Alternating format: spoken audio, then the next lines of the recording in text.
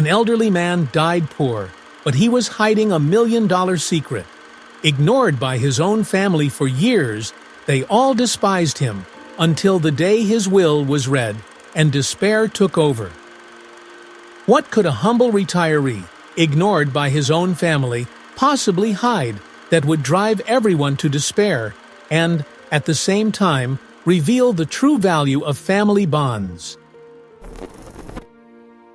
A fine drizzle ran down the rusty poles of the main avenue, illuminating the puddles that had formed on the uneven asphalt of the neighborhood. Detroit, a city that had once thrived, now breathed through worn-out streets, abandoned buildings, and small businesses struggling to survive bankruptcy. The cold wind swept through the narrow alleys, carrying the smell of cheap coffee and gasoline from convenience stores. That night, Walter McCarthy's simple home, a small two-story house with peeling paint and a roof precariously resisting the elements, was busier than it had been in years. People came and went with neutral expressions, some feigning sadness, others impatient, whispering among themselves. In the center of the small living room, a dark wooden coffin rested on an improvised stand, surrounded by a few hastily bought flowers from a cheap florist. Amanda McCarthy hesitated before entering. She knew that house, but she had never spent enough time there to call it home. Taking a deep breath, she crossed the threshold, feeling the scent of aged wood mixed with the cheap perfume of the flowers. Her eyes swept the room, taking in the faces that filled the space. Her father, George, slumped in a chair, his expression closed off, arms crossed as if he had been forced to come. Next to him, her sister Helen drummed her fingers on the arm of the sofa, impatient. The tense silence was only interrupted by muffled murmurs and the occasional buzzing of a phone, vibrating in someone's distant pocket. Brian, the cousin Amanda hadn't seen in years, leaned against the wall near the kitchen, avoiding eye contact. He looked uncomfortable, fiddling in his pockets as if searching for something to distract himself. Amanda sensed that he was not just restless, he was nervous. Something troubled him, and she had the impression it wasn't just about their grandfather's death. "Finally made it," George's cold voice cut through the silence as Amanda took a step forward. She ignored the jab and walked up to the coffin.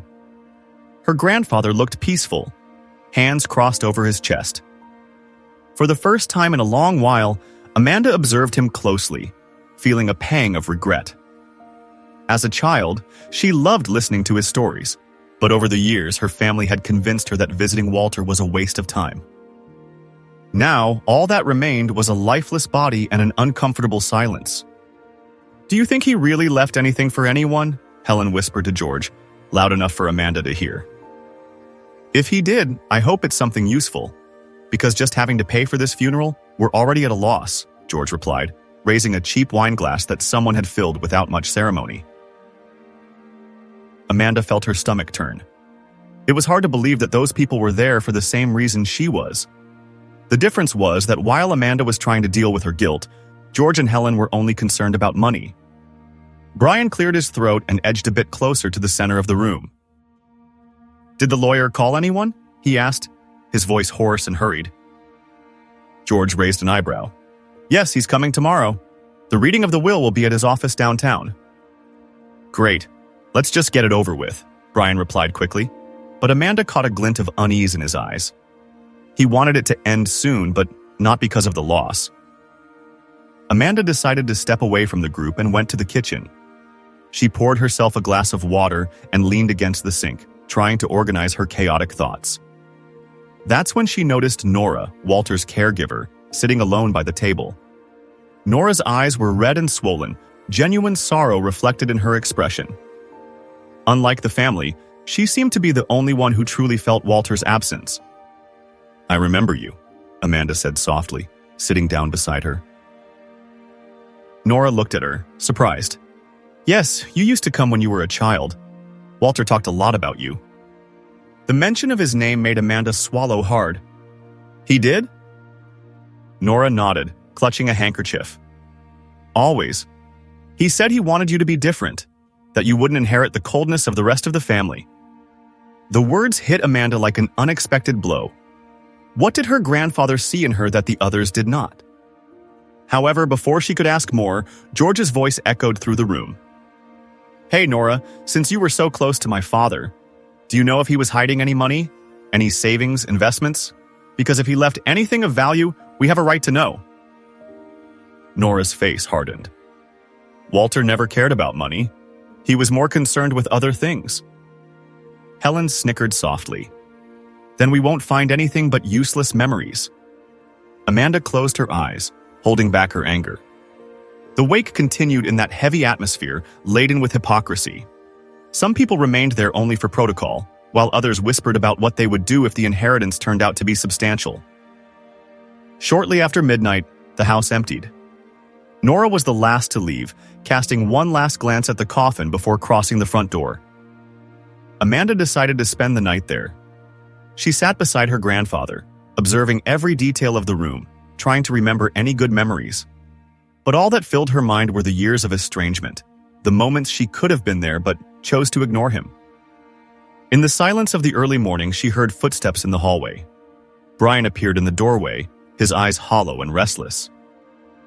"Can't sleep?" she asked. Brian hesitated, then sat down next to her. "It's not that." Amanda looked at him, waiting for him to continue. "I need to ask something. Did you know anything about Grandpa? Any secrets?" Amanda furrowed her brow. "What do you mean?" He ran a hand through his hair, clearly disturbed. "I don't know. I feel like there's something strange about all this. He lived his whole life as a simple man, but what if he had something hidden?" Amanda felt a chill. Brian was obsessed with the idea that Walter had a secret, something valuable. What if he was right? Before she could respond, a firm knock on the door echoed through the house. Amanda and Brian exchanged a confused glance before rising to their feet. Upon opening the door, they were met by a tall man in a dark suit. He held a leather briefcase and wore an impassive expression. "Sorry for the late hour, but I thought it would be better to come in person," he said.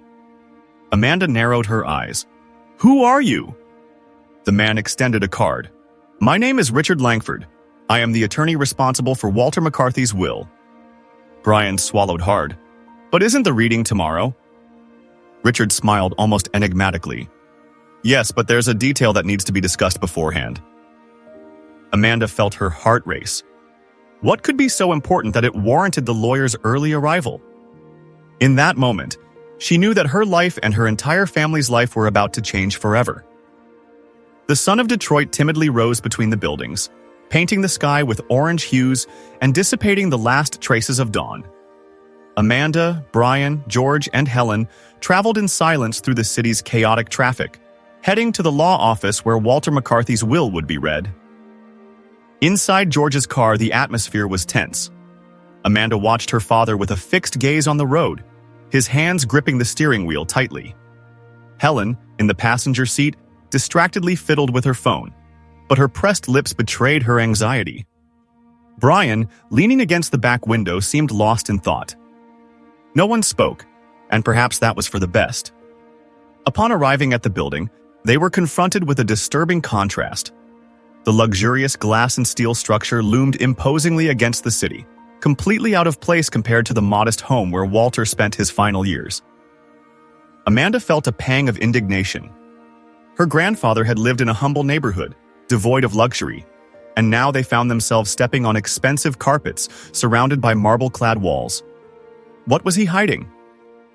The receptionist guided them to a spacious room, dominated by a long, dark wooden table. The walls were lined with shelves filled with legal books, giving the space an air of authority.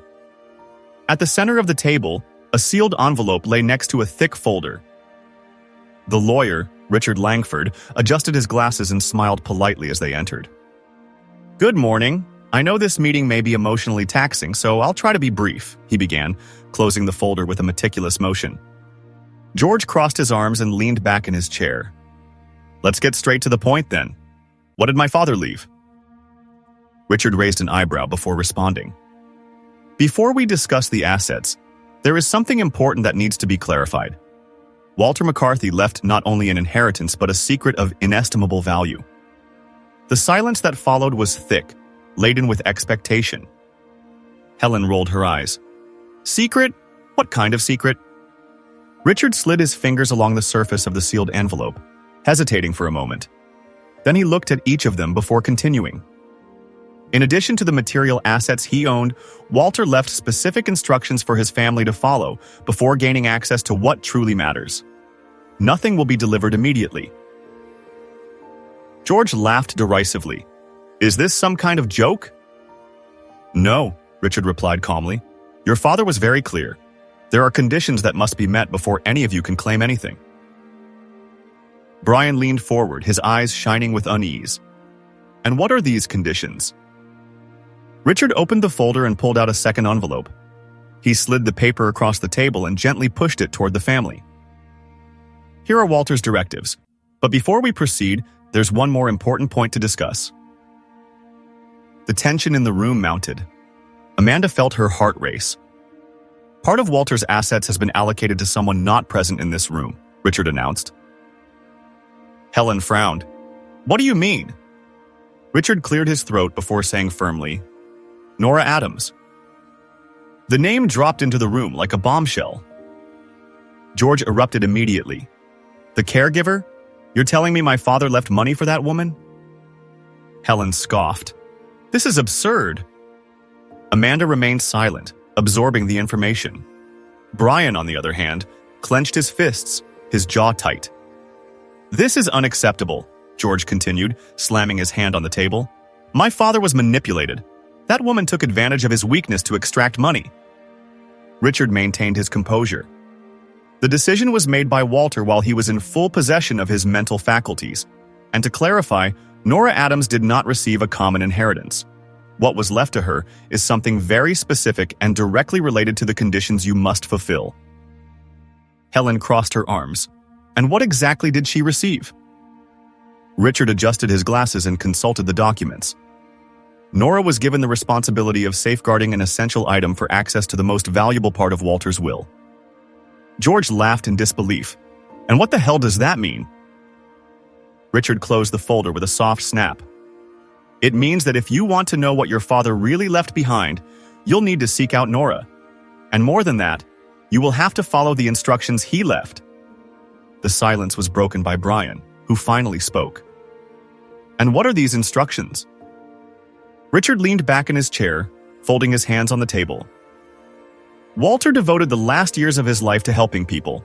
He worked at an orphanage, contributed anonymously to various institutions, and, it seems, made investments that few knew about. But he believed that his family needed to understand the true value of these actions before simply inheriting anything. Amanda swallowed hard. He determined that before any of you have access to what was stored, you need to visit certain places where he volunteered and understand the impact he made. Only then will you be able to receive what was intended for you. Helen slammed her hand on the table. This is ridiculous. If he wanted to donate everything to charity, why didn't he just do it directly? Richard sighed. Because he wanted his family to learn something first. Brian rubbed his temples, impatient. And what if we refuse? Richard smiled slightly. If you refuse, you will inherit absolutely nothing. Silence returned to the room. Amanda felt the weight of the moment. Her grandfather, that man everyone considered irrelevant, had prepared something much bigger than any of them had imagined. George squinted, assessing the situation. And how much time do we have for this? A week, Richard replied.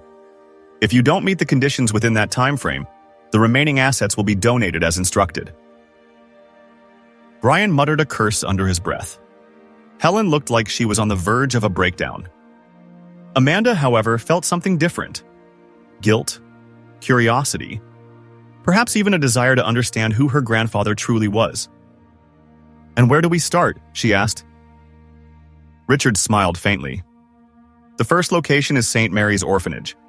That's where you will find the first piece of this puzzle.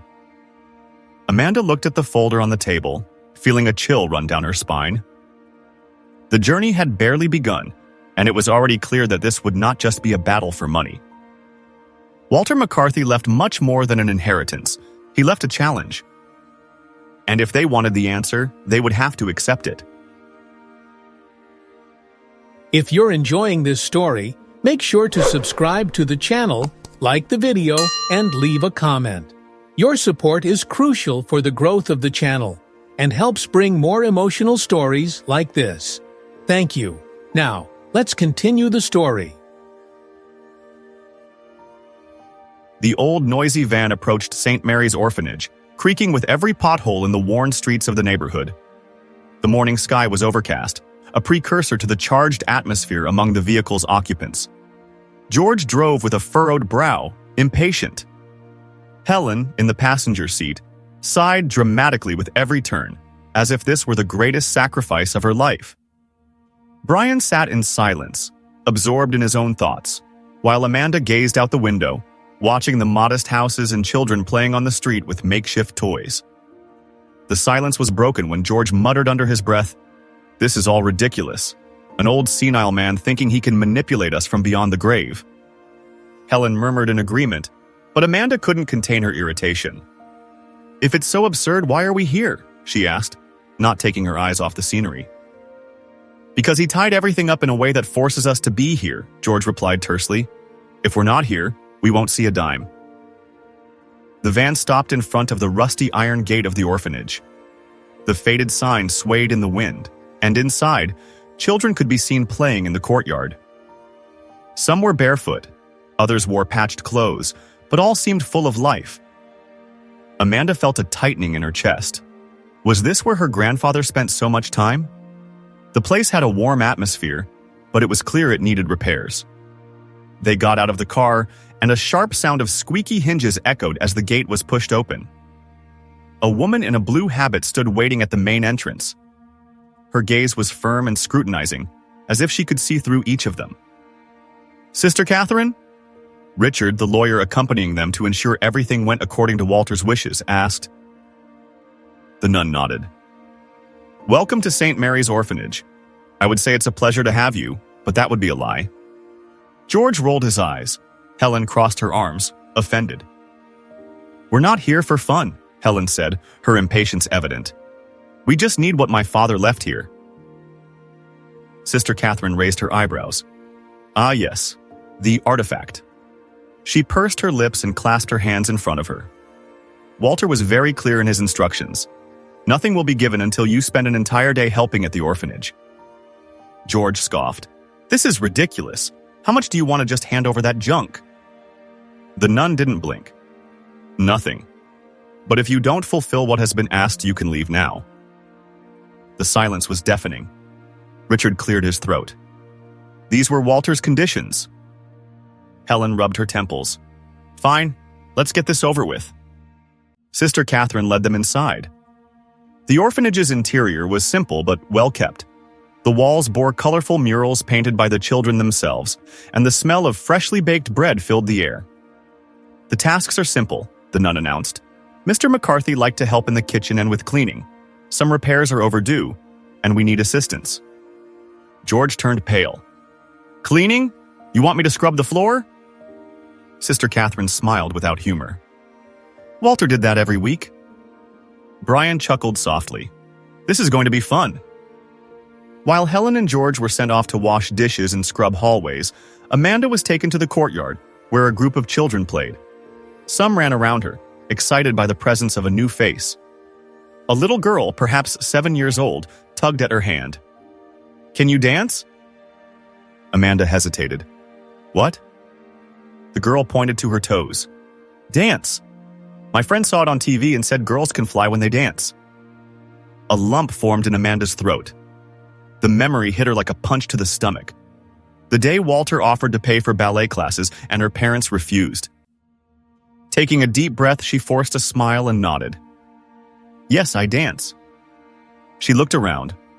The courtyard had an open space, a concrete slab that could serve as an improvised stage.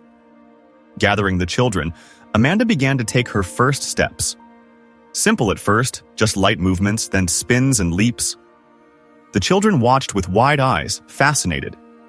Some tried to imitate her, laughing when they lost their balance.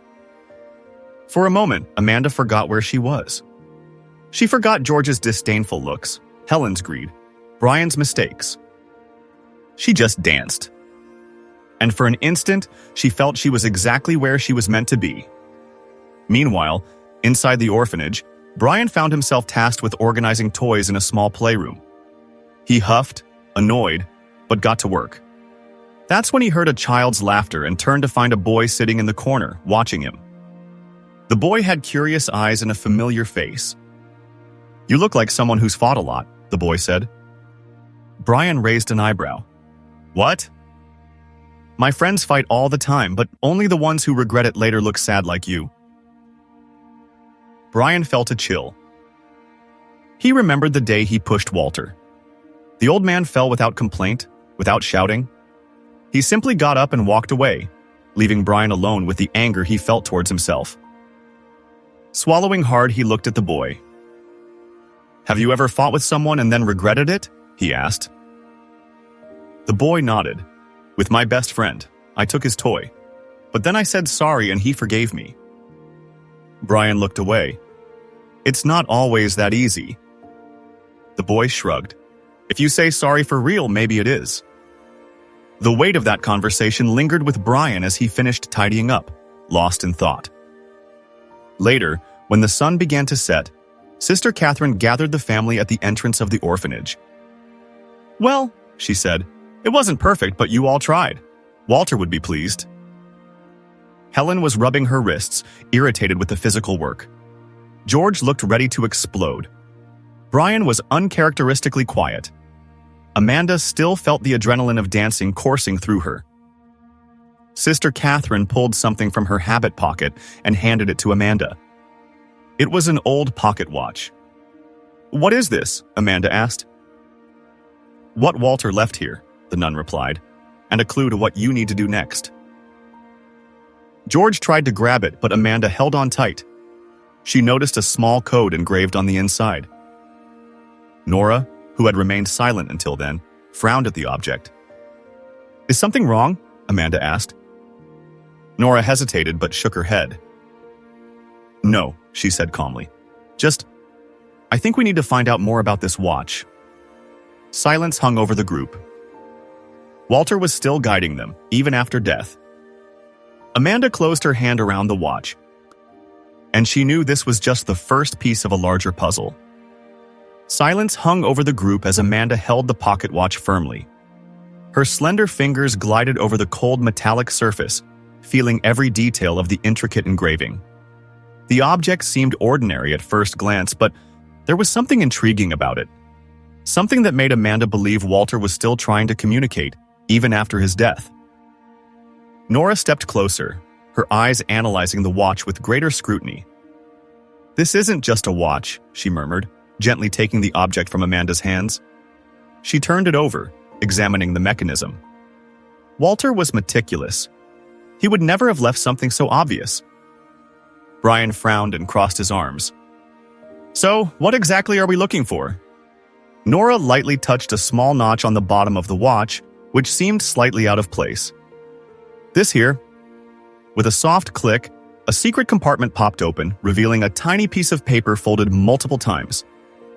Amanda held her breath. Inside was a note that had been carefully hidden. Nora took the paper out and slowly unfolded it, her eyes narrowing as she read what was written. It wasn't an ordinary message, it was another code, different from the one engraved on the watch. Brian leaned in to get a better view. "Another code? But the will didn't mention this." Nora sighed and closed the watch again. "No, it didn't. And that means Walter left something extra that no one expected." Before they could discuss further, George and Helen entered the orphanage's hall. George, visibly impatient, shot a sharp glance at Nora. "What's going on here?" Amanda hesitated, but Nora remained unfazed. "Just a detail in the watch that we hadn't noticed before," she replied calmly. Helen squinted her eyes. "Were you planning to tell us, or were you going to keep hiding information like the old man did?" Brian rolled his eyes. "Calm down. It's not like we're trying to deceive anyone." But George didn't want to hear it.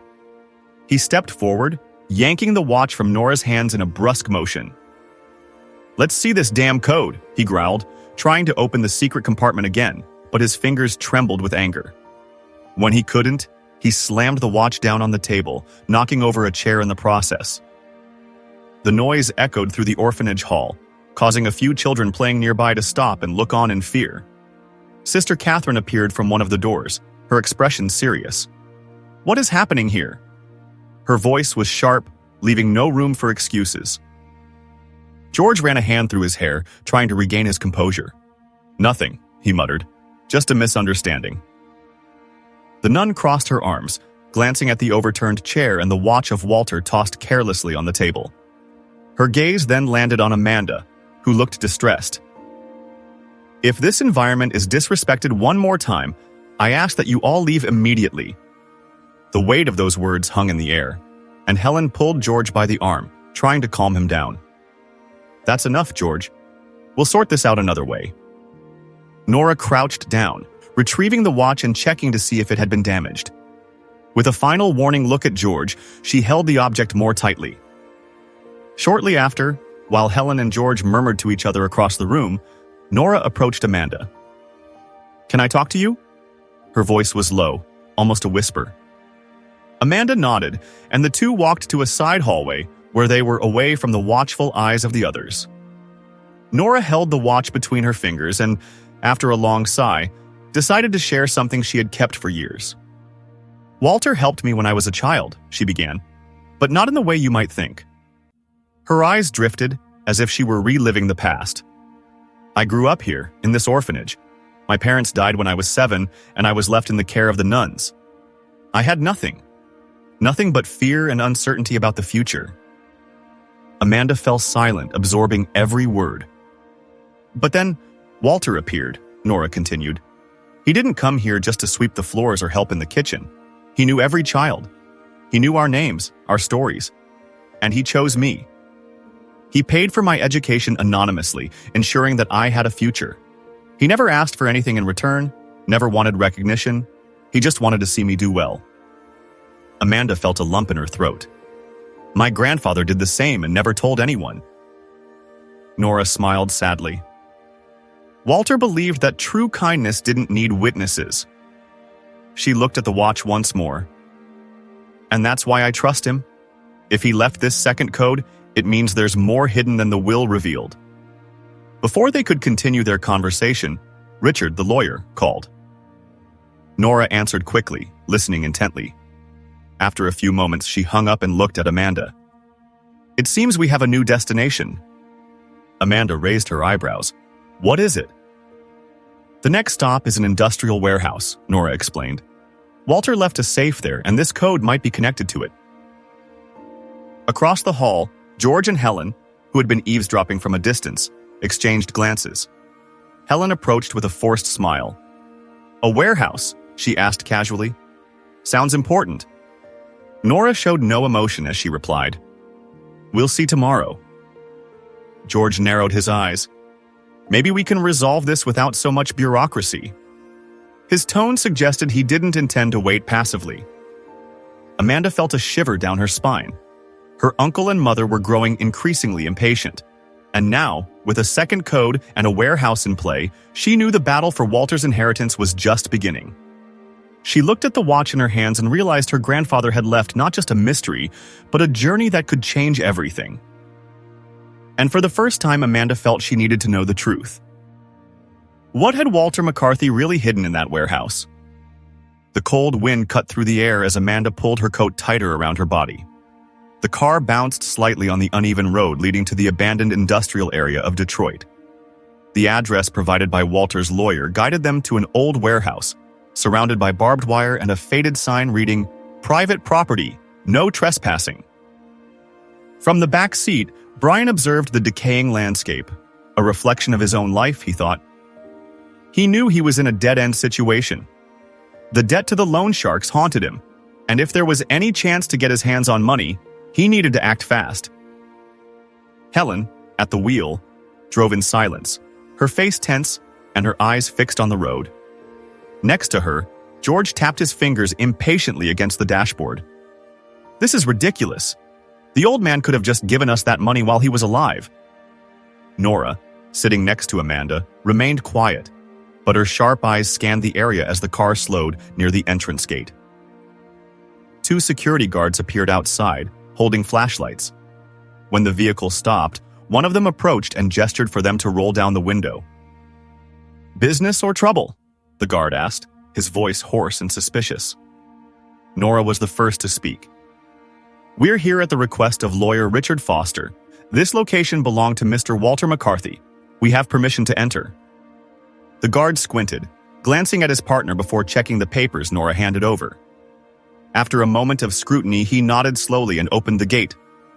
"Stay in the designated area and don't touch what isn't yours." The group entered the warehouse where the smell of dust and rust hung in the air. The concrete floor was covered with old marks from machines that had been removed long ago. In the center of the space stood a large, aged iron safe, the only piece that seemed out of place amid the surrounding neglect.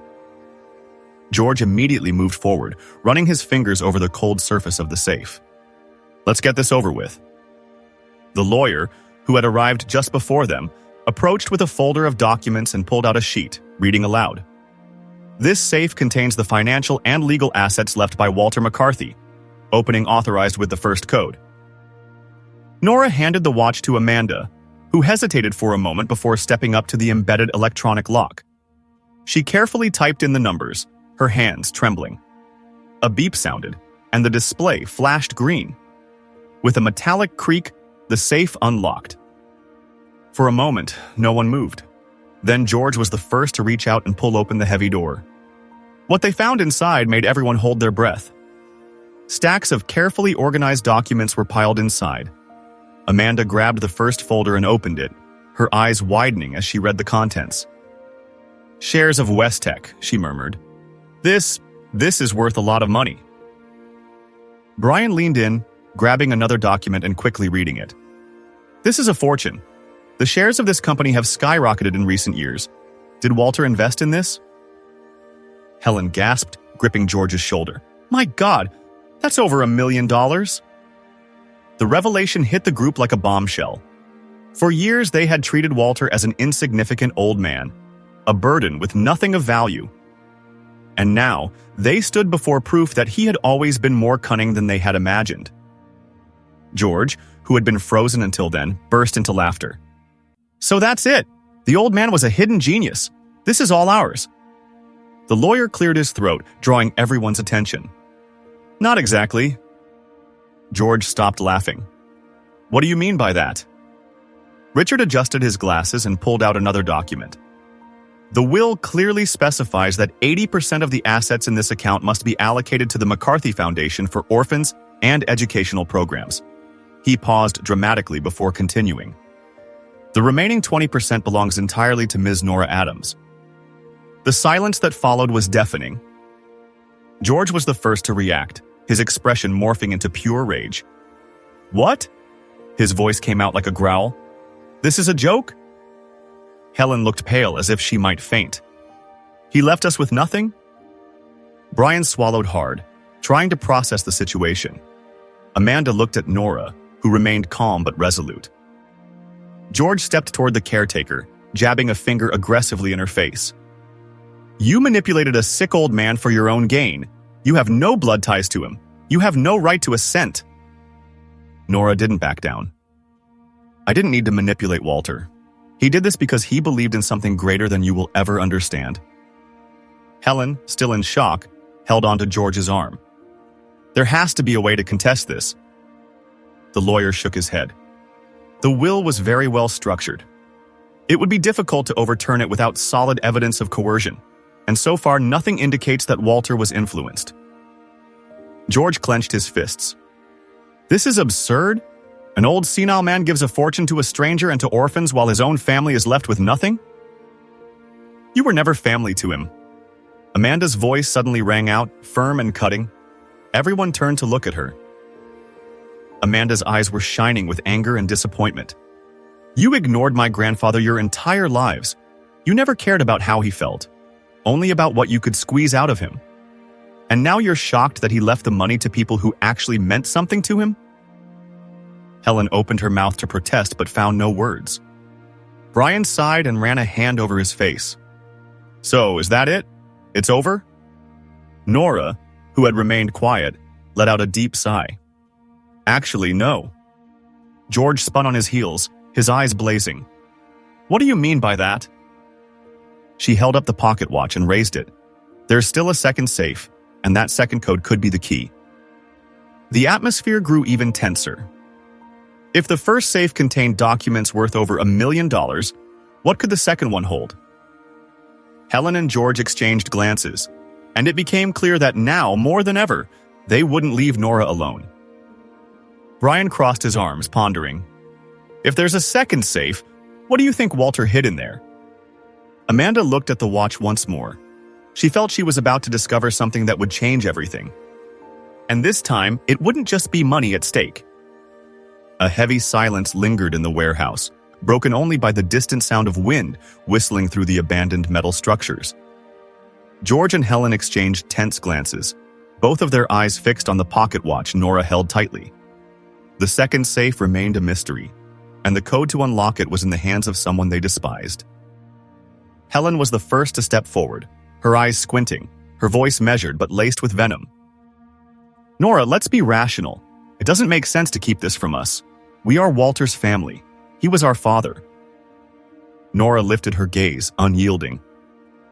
If you were really family, he wouldn't have kept so many secrets from you. George huffed, crossing his arms. His patience was wearing thin. Listen here, girl. You may have fooled the old man, but you won't fool us. I know exactly what you did. You got close when he was vulnerable, weak, and manipulated him. Nora narrowed her eyes. Manipulated? Or was I the only person who treated him with respect? Helen leaned in closer, hovering over her like a vulture. If you don't give us that code, we can make your life easier. But if you insist on hiding it, we'll make sure your reputation is destroyed. The threat was clear. Amanda and Brian, who had been silent until now, exchanged worried glances. Slandering an innocent person? Amanda finally intervened, stepping to Nora's side. What a great example of character, Mom. Helen spun on her heels to face her daughter. You don't understand, Amanda. This is about what belongs to us. What belongs to us? Amanda crossed her arms. Since when do you care about anything other than money? George stepped forward again, now losing any control over his voice. We have rights. This time it was Brian who spoke. No, you have greed. Everyone turned to him, surprised. Brian rarely got involved in family conflicts. But now, his gaze was fixed on the ground, his fists clenched. I spent my life thinking Grandpa was an insignificant man. Brian raised his head, his expression heavy with conflicting emotions. But the more I see what he did, the more I realize how wrong we were. Amanda looked at her brother, feeling a spark of hope.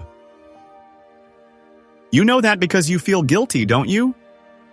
Brian blinked rapidly, looking away. His stomach churned as memories flooded back. Flashbacks hit him hard. He was younger, drunk, frustrated. Walter had tried to give him advice, but Brian didn't want to hear it. I don't need your pity, old man. Walter sighed, always patient.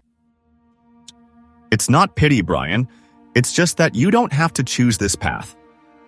But Brian, filled with rage, pushed his grandfather. Not hard enough to seriously hurt him, but Walter fell. The impact on the ground was dry, a thud that echoed in Brian's ears long after. He never apologized. Now, standing in the warehouse, he felt the weight of that moment intensifying, like a knot in his throat. Helen noticed her son's hesitation and decided to act quickly. Brian, do you really think we should leave it like this? Are you with us or not? He looked at his mother and, for the first time, didn't feel the urge to obey. I just think that maybe we don't have a right to anything. George laughed, a dry, disbelieving sound. Have you lost your mind? We're talking about millions of dollars. Brian ignored him, turning back to Nora. Did Grandpa ever mention anything about me? Anything? About how he felt? Nora sighed, her gaze softening. He never held any grudge against you, Brian, but he felt sadness. He said he hoped that one day you would find your own worth. The words hit Brian like a blade. He shook his head slowly, absorbing each one. Meanwhile, Helen began to realize that the threat strategy wasn't working. If Brian hesitated, Amanda was clearly on Nora's side. She took a deep breath, trying to shift her approach. Nora, her voice was now softer. I know we seem ungrateful. I know Walter did more than we imagined, but I'm in a tough spot. Medical bills are piling up. If we could access what's in that other safe, maybe we could reach an agreement. Nora studied her closely. You're asking me to break the will of a man you never valued? Helen lowered her eyes. For the first time, she seemed genuinely ashamed. I'm just asking for you to think about it. Amanda watched everything closely. For the first time, her mother seemed truly vulnerable. But would she be able to differentiate between a trick and a flicker of truth? She looked at Nora and suddenly felt a need to thank her. Nora, you were with him in his final days. How was he? Was he happy? Nora smiled faintly. Walter was never one to complain about life, but in his last days, I would say he was at peace. Amanda felt a lump in her throat. Did he talk about me? Nora nodded. Yes, he did. He said he always saw you as the only chance to change this family. Amanda took a moment to process that. Her grandfather had always believed in her, even when she herself had given up on him. George scoffed, impatient. Enough of this emotional nonsense. Let's open that safe. Nora looked at him and then turned back to Amanda. I won't give you that code without knowing it will be used with respect. Helen pressed her lips together, fighting the urge to explode. But unlike George, she realized there was no way out. Amanda closed her eyes for a moment, took a deep breath, and when she opened them again, she had made her decision. I want to know what's in the second safe, but I want it to happen the right way. Brian looked at his sister, then at Nora, and sighed. I do too. Nora watched the two for a moment before taking the pocket watch and opening the secret compartment again. Then we'd better hurry. She typed the code into her phone and sent a message to the lawyer. I already know where the second safe is. Amanda's heart raced. George and Helen exchanged loaded glances, but it was too late to turn back now. They were about to uncover Walter McCarthy's final secret. And this time, it wouldn't just be about money. Before we move forward, don't forget to subscribe, hit the like button, and share your thoughts in the comments. It really helps the channel grow and reach more people who love deep and emotional stories. Thank you for your support. Now, let's continue. The atmosphere was heavy as everyone made their way back to the industrial warehouse. The path was silent, each person lost in their own thoughts. Amanda clutched Walter's pocket watch tightly, feeling that this small object carried the weight of something much larger. Brian, sitting in the back seat next to her, drummed his fingers on his thigh, his restlessness evident. Helen and George, up front, wore sour expressions, frustration etched into every wrinkle on their foreheads. Nora was waiting for them at the entrance of the warehouse, standing beside the lawyer. Her gaze was serene but watchful. As they approached, she merely nodded and opened the metal door with a creaking sound. The air was thick with the smell of dust and old oil, and the shadows cast by the high beams created an oppressive feeling. Let's get this over with, George muttered impatiently. They moved through the cavernous space to the spot where the first safe had been found. Next to it stood a smaller yet more imposing safe featuring a digital lock that blinked red, waiting for the code. Amanda glanced at Nora, who subtly gestured toward the watch. With trembling fingers, Amanda twisted the lid of the hidden compartment and revealed the combination. She typed the numbers slowly and pressed Enter. A metallic click echoed through the warehouse. The silence that followed was deafening. Amanda pulled the safe door open with a slight effort. Inside, there was no money, no jewelry, no gold bars. Only a thick stack of papers organized in folders, sealed with blue tape, and an envelope with McCarthy Family handwritten on it. George lunged forward, tearing the documents from the safe with brutality. What the hell is this? The lawyer cleared his throat before responding. Volunteer contracts. Helen furrowed her brow. What do you mean? The lawyer picked up one of the documents and began to read. The will stipulates that for any heir to access the dividends generated from Walter's investments, they must complete a full year of volunteer work at local orphanages under the supervision of the McCarthy Foundation. The impact was immediate. George laughed, a dry, disbelieving sound. This is a joke. Helen squinted and snatched the papers from her brother's hands, flipping through the pages as if expecting to find some mistake, something to disprove this madness. This is ridiculous. How can a man impose these kinds of conditions? He knew you'd never help anyone out of goodwill. Nora finally broke the silence, her voice sharp. George shot her a glare. This was your idea, wasn't it? No, it was his idea, she replied, unperturbed. Helen dropped the papers on the floor. This can't be legal. The lawyer adjusted his glasses and sighed. It's completely legal. Walter structured this with legal backing. If you don't sign and don't fulfill the volunteer hours, you receive nothing, not a cent. The silence that settled was different from the previous one. It was no longer just shock, but a growing anger, especially from George. So that's it, he growled. He set all this up just to humiliate us? To force us to lower ourselves to a bunch of filthy orphans? Amanda's eyes widened. Lower ourselves? George turned to her, his face reddening. Don't pretend you want to do this too. Do you think you have time to play the Good Samaritan when you could just take your share and live your life? She shook her head in disbelief. Do you really think this was revenge? That Grandpa wanted to get back at you? And what else could it be? Helen shot back, still trembling as she held the papers. This isn't a will. This is a damn punishment. No, Nora intervened. This is a second chance. The statement chilled the atmosphere. Brian, who had remained silent until then, lowered his head, his eyes fixed on the dusty floor. Something inside him began to crack. Memories flooded back like a bolt of lightning.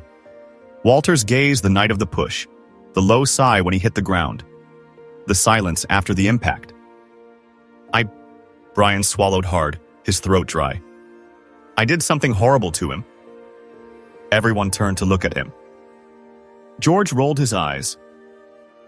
Are you going to start with this sentimental nonsense now? Brian ignored him and continued. Once I pushed him. I was drunk, I was angry. He tried to help me and I just hurt him. And he never said anything, never told anyone. Amanda felt a chill. She remembered seeing Walter with a bandage on his shoulder once but never asked what had happened. Now she knew. Brian laughed without humor. I never apologized, and now he's gone. The silence was broken by the sound of Amanda sniffling. Tears streamed down her face. He believed in you, Brian. He believed you would change one day. George crossed his arms, impatient. This isn't a therapy group. This is about money. That's why you'll never understand, Nora said, her gaze weary. Walter didn't care about money. He cared about purpose, about people, about the legacy he would leave behind. Helen was breathing heavily. Her world felt like it was collapsing. Overdue bills, medical debts. And now, the only thing that could help her came with a condition she couldn't accept. This isn't fair. Amanda looked at her mother, her expression a mix of compassion and sorrow. Maybe it's the fairest thing he could have done. Helen glanced at the papers once more. George shook his head and stepped back, his heavy footsteps echoing in the warehouse. Brian, still shaken, bent down and pulled a pen from the envelope.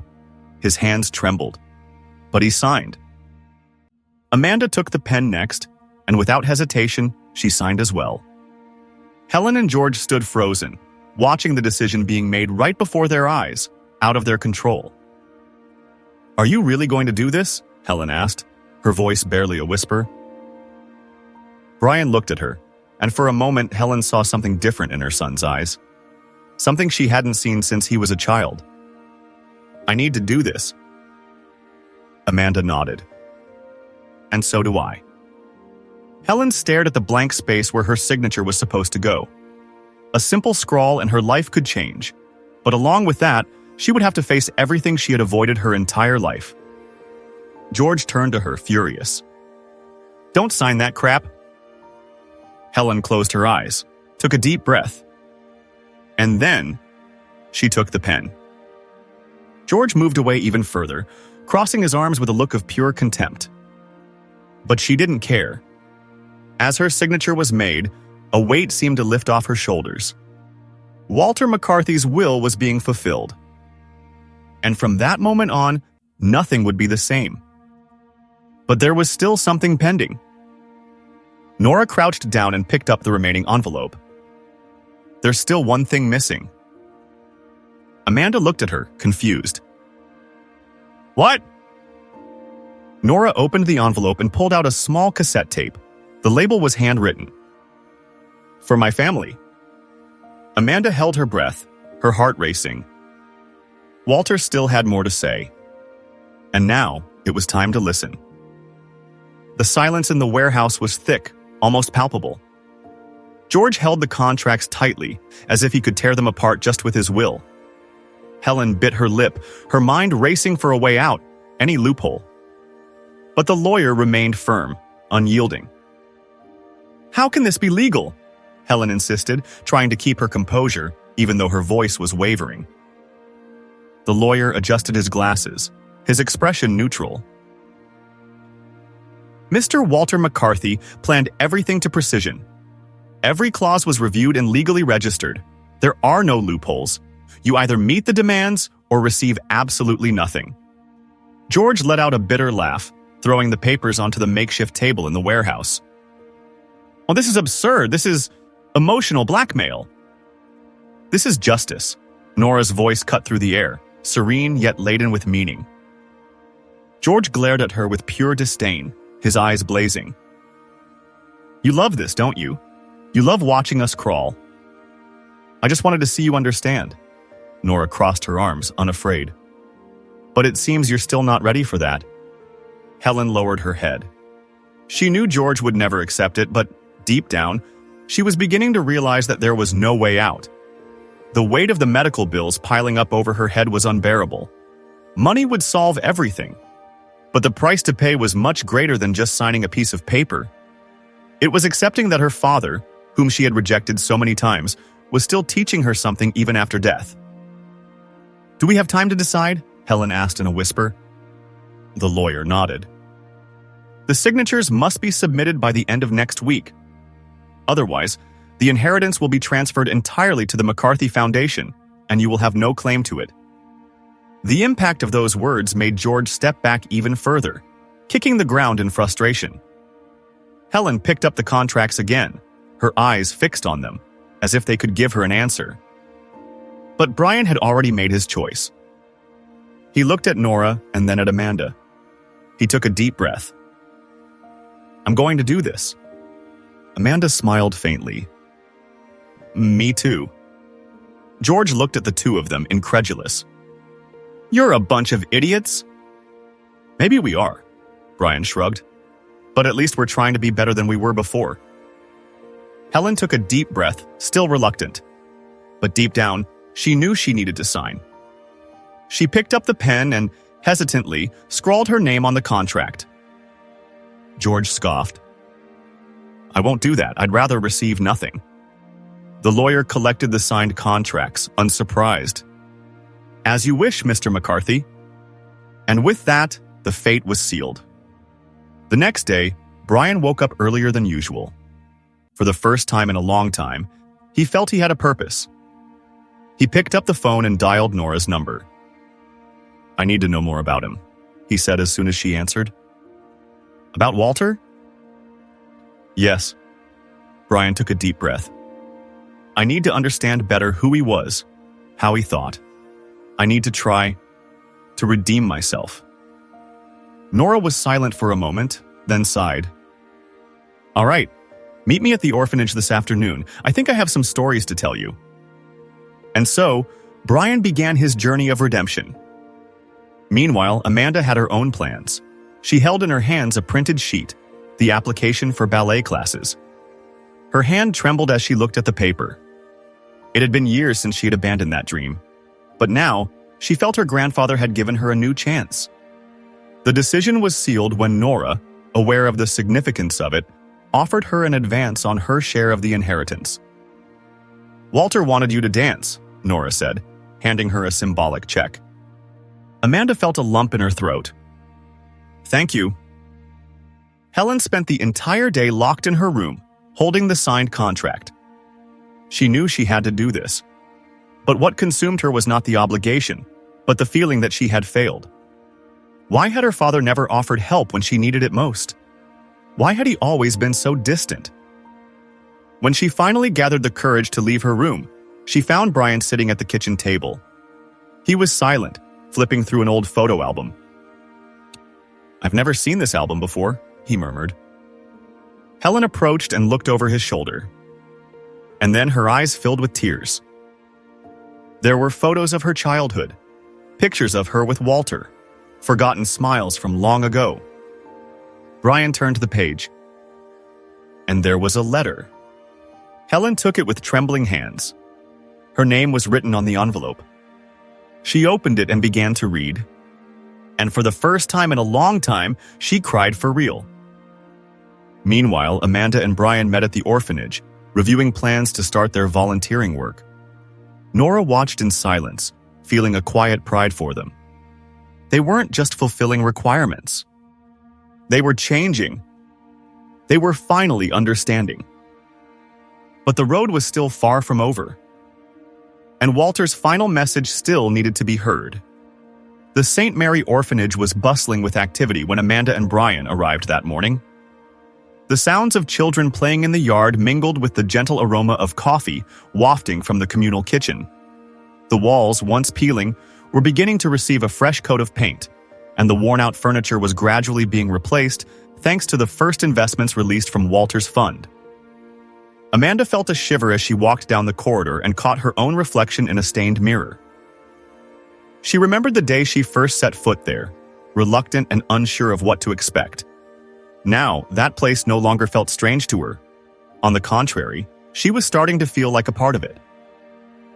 "Are you ready?" Brian asked beside her, crossing his arms. Amanda smiled slightly. "I think so." That day, she would teach her first official ballet class to the children.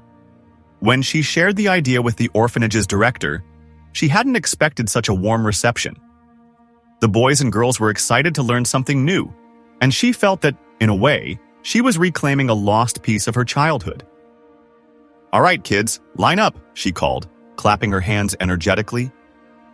The little ones rushed to the center of the makeshift hall, their eyes shining with anticipation. Amanda took a deep breath and began teaching them the basic steps, guiding them with patience and care. Each movement felt like a direct connection to her memories of her grandfather. Walter, in his simple way, always believed in her. On the other side of the orphanage, Brian was finding a purpose he had never imagined. A boy named Leo caught his attention. Thin and quiet, he always kept himself isolated from the others. "Don't you want to play with the other kids?" Brian asked, sitting down beside him. Leo shrugged, not immediately responding. "They don't like me," he finally said. Brian recognized that pain. He had felt it himself when he was younger. Walter had tried to teach him that the world wasn't as cruel as he thought, but Brian never listened. Now, seeing that boy before him, he felt the weight of the past pressing on his chest. "You know, I thought nobody liked me when I was little too," he confessed, "but I learned that sometimes we need to give people a chance to get close." Leo furrowed his brow. "And how did you learn that?" Brian sighed, looking at the ground. "It took me too long to figure it out, but I think my grandfather knew." For the first time, Leo seemed interested. "Was your grandpa nice?" Brian smiled sadly. "Yeah, I was just too foolish to realize it sooner." Meanwhile, in the orphanage kitchen, Helen was absently stirring a large pot of soup. She muttered softly, annoyed to be there, but she couldn't deny that the children were watching her with admiration. A little girl with curly hair tugged at her shirt. "Miss, why are you sad?" Helen blinked, surprised. "I'm not sad." "You are." the girl insisted innocently. But you don't have to be. There are so many good people here. For a second, Helen was left speechless. Since when had a child made her reflect so much? Since when did anyone truly care about how she felt? She pushed the girl away with a forced smile and went back to focusing on the soup. But deep down, she felt a tightness in her chest. By the end of the day, the orphanage was livelier than ever. Exhausted, Amanda sat next to Brian in the yard. He was staring at the sky as if trying to organize his thoughts. "You know," he began, "I think I'm starting to understand why Grandpa did this." Amanda nodded. "So do I." Brian chuckled, shaking his head. "And to think I only came here out of obligation." Amanda turned to him, observing him closely. "And you still think that's the only reason?" He fell silent for a moment before answering. "No, not anymore." But while the two of them felt the weight of change in their hearts, George and Helen still carried a latent resentment. Helen pretended to fulfill her duty, but something was gnawing at her inside. The innocent kindness of the children made her feel out of place, like a mismatched piece in a puzzle that wouldn't fit. George, on the other hand, didn't hide his aversion. "As soon as this is over, I never want to set foot in this place again," he mumbled to Helen. She didn't respond immediately. She just looked at her hands and felt that maybe she would never be the same again. But not everyone was ready to change. And deep down, the real test was still to come. The warehouse was nearly empty when Nora, in an instinctive gesture, opened the last drawer of an old metal cabinet in the corner of the storage room. The creaking sound of the metal echoed through the silent space. Her fingers slid inside the drawer and found something unexpected. A small cassette tape recorder, wrapped in a piece of linen already worn by time. Her heart raced. "Amanda! Brian!" she called, her voice almost faltering. The two, who had been talking outside, quickly entered upon hearing the urgency in Nora's tone. "What is it?" Amanda asked, frowning. Nora held up the recorder. "I think Walter left a final message." Silence settled in the room. Even George and Helen, who had kept their distance since the incident at the orphanage, approached hesitantly, unable to ignore the possibility of hearing their father's voice one last time. Nora swallowed hard and pressed the play button. For a moment, all that could be heard was a soft crackle from the old tape until a familiar voice, weary yet firm, filled the air. "If you're listening to this, it means you've made it to the end. And that, in itself, is a miracle greater than I could have imagined." Amanda covered her mouth with her hand. Brian closed his eyes, holding his breath. "I don't know what remains in your hearts, but I know that somehow my choice brought you here. I chose love as my legacy, and maybe you'll never fully understand, but it's the only thing worth leaving behind." Helen turned her gaze away, as if she couldn't bear to face that moment. George clenched his fists, his expression tight, yet he didn't interrupt the recording. "Over the years, I was seen as a burden. A man who had nothing to offer but his old age and memories. But I saw each of you, even when you pretended I didn't exist. I saw your struggles, your fears, your greed, and your pain. I don't blame you. The world teaches us to believe that money solves everything, but I learned that it only reveals who we truly are." Brian swallowed hard. Amanda felt tears welling up in her eyes. "Nora?" Walter's voice continued, and the caregiver closed her eyes at the sound of her name. "You were my daughter of the heart, even if blood said otherwise. You taught me that true love doesn't need family ties to exist. Thank you for being my light in my final years." Nora couldn't hold back her tears. "And to you, my children," Walter sighed. "I loved you, despite everything. Despite the silences, the empty stares, and the words that were never spoken. I loved you even when you forgot me." George looked down at the floor. Helen bit her lip, visibly shaken. "If this money means anything to you, let it be an opportunity to do good. But if you still don't understand, then it doesn't matter what the will says. You will never have what truly matters." The recording paused, as if Walter was catching his breath before his final words. Love is the only thing that can save us. It is the greatest treasure we can inherit and share. The final click of the recorder sounded like a definitive period at the end of the story. For long seconds, no one said anything. Only the distant sound of the wind whistling through the cracks of the warehouse filled the void left by Walter. Amanda wiped her tears with the back of her hand and looked at Brian, who did not hide the weight of his emotion. Even Helen seemed affected, though she tried to disguise it. George was the first to break the silence. This doesn't change anything," he murmured, looking away. Helen, however, didn't respond. For the first time, her expression showed genuine doubt. The lawyer, who had been silently observing, cleared his throat and stepped closer. Officially, this doesn't change the clauses of the will. The fund for the orphanage remains active and you must fulfill your obligations to maintain your rights. But regardless of that," he looked at each person there, his tone softer than usual. "It seems that Mr. Walter has already decided what he truly wanted to leave you." Amanda took a deep breath and held Nora's hand. "We will continue the work," she said firmly. "This doesn't end here." Brian nodded beside her. "Me too." Helen remained still, her mind spinning with everything she had heard. George, however, let out a bitter laugh. "I've done my part," he murmured. "As soon as this year is over, I'm out." He turned and left the warehouse, his posture rigid, refusing to confront the reality of what he had just heard. Helen followed him, hesitantly, as if her decision was still not fully made. Amanda sighed, feeling a mix of relief and sadness. "I wish he had understood." "Maybe one day he will," Nora replied. Brian looked at the recorder in Nora's hands and gave a small, melancholic smile. "Grandpa always knew what he was doing, didn't he?" Nora nodded. "Always." Months later, St. Mary's Orphanage was unrecognizable. The auditorium had been completely renovated, the children had new school supplies, and for the first time in years, there was hope in the eyes of everyone living there. On that special night, Amanda was on stage wearing an elegant ballet costume, surrounded by small students who, under her guidance, were about to perform for the first time. The music began, and the first delicate movements filled the space.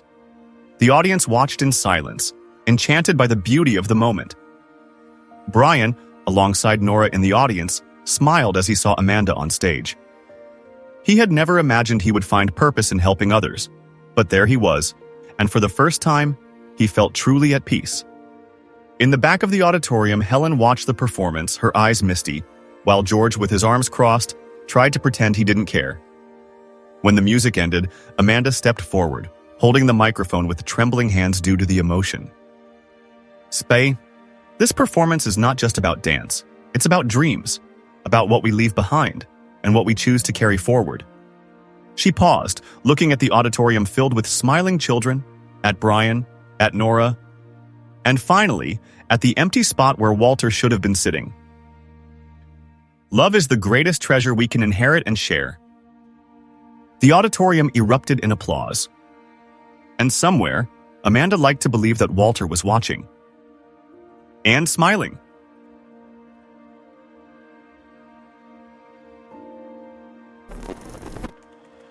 In the end, Walter's greatest wealth wasn't his fortune.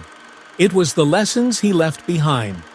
Through pain, regret, and redemption, his family learned that love, kindness, and second chances are worth more than any amount of money.